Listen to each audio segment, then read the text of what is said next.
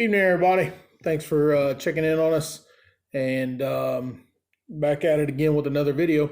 This one is about how to use mineral blocks, over where to put them, what we're actually using.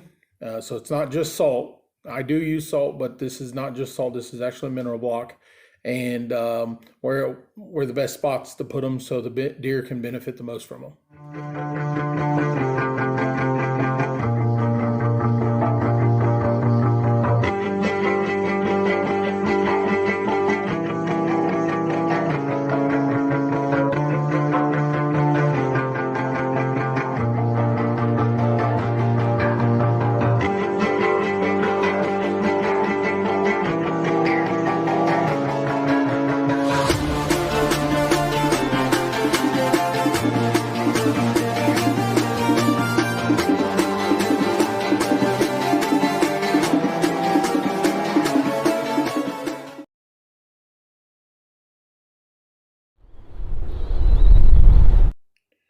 All right, when I'm placing a mineral block, I always set it up on a stump. I never just set it down on the ground. You can put them on the ground, but I feel like the ground holds water and it's constantly eroding the salt block away, so you're going to go through it a lot faster as if you put it up on a stump or a block, whatever you choose. And at that point, that allows it to dry out and gets air into it and continues to keep it last a lot longer. I can get a trophy rock to last 6-8 months. And on this, I'll show you a clip of one that's 6 or 8 months old. But if I put it in the dirt, I can only get to last about 2 months.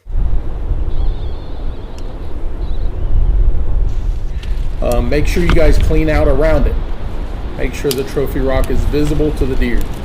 Once they find it, they'll continue to use it, but getting them to find it is another key factor.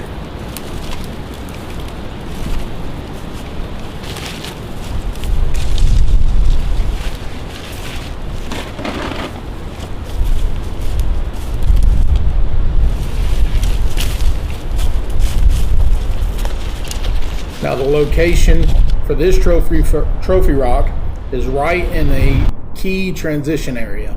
To the back side of this box blind that you're looking at is an ag field. To what would be the right of your screen is an access trail down from the ag field that you can come in and into the food plot you're looking at now. To the left is the main body of the woods. Directly to the right, straight right, is the bedding, and right behind me is the creek. So it's a good centralized hub location for the deer to come in. At some point during the day, they will be through that area if they're on the property. Okay, now here's another trophy rock that I was telling you that is 9 months old. I actually pulled that one at the beginning of the season. As you can tell, I set my salt blocks and my mineral licks up on stumps. I never just put them in the ground. Now here's a prime example of what I'm talking about when I say it's very important the location in which you put these. To the right of the deer feeder is a transition line. Far right of that is honeysuckle. The deer don't bed in that, but on the back side of that is a power line right away. The deer bed over there and they funnel through to the right of everything, to what the deer feeder is to the right. Now, directly behind the deer feeder is that creek line again, so they're not going to cross the creek, and they work this field edge, or excuse me, they work this transition area from east to west, west to east, which would be right and left. As you can tell, I got a little bit of a food plot there. I got my box blind there. I put tree stands there. You checked out my video earlier this season. I actually shot one of my does right here. It's very important that you put these in areas that deer like to naturally be. If you put a salt block or a trophy rock somewhere that deer don't like to be, they're not going to use it. It's not. I mean, salt plays no beneficial factor to the deer. They just like it. It's like cookies to us. They eat it because they like it, period. Now the mineral blocks, it helps with lactation, helps with antler growth, and a whole bunch of other things that allows micronutrients and things like that helps the deer grow and actually be healthier. So that they actually do need the mineral versus the salt. They don't need that. They like it. It's their cocaine. Deer out there snorting coke. So that's how this is set up. But I can't emphasize enough. Make sure you guys are putting these in locations that your deer already are. And if you don't say you're hunting a property and you're like, well, they're nowhere in there, then check out one of my other videos. I can leave a link for it, or you can go down and watch my videos on how to create transition areas for deer. Because if you go back in some of my other videos, this whole area was a thick, nasty, nothing but honeysuckle, and the deer hated it. And it's took me 3 years to get it where it's at. It's still in progress. I work on it all the time.